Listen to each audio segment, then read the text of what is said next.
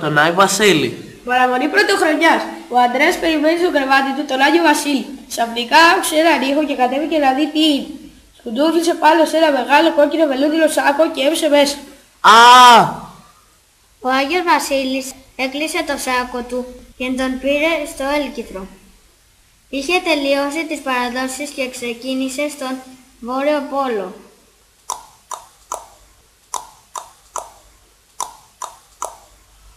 Όταν έφτασε, συνειδητοποίησε ότι είχε πάρει μαζί του το μικρό Ανδρέα. Ξενάγησε τον Ανδρέα σε όλα τα μέρη του εργαστηρίου του.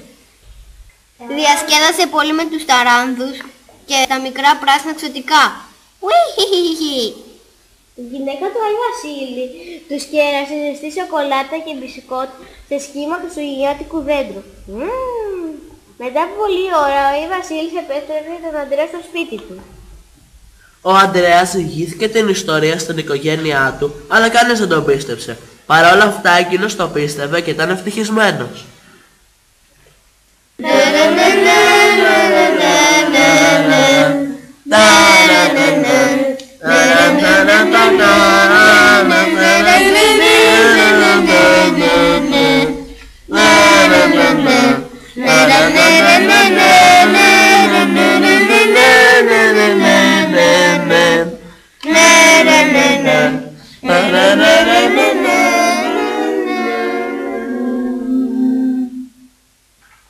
Βασίλης, Πέτρος, Κατερίνα, Γιώργος, Στέλιος.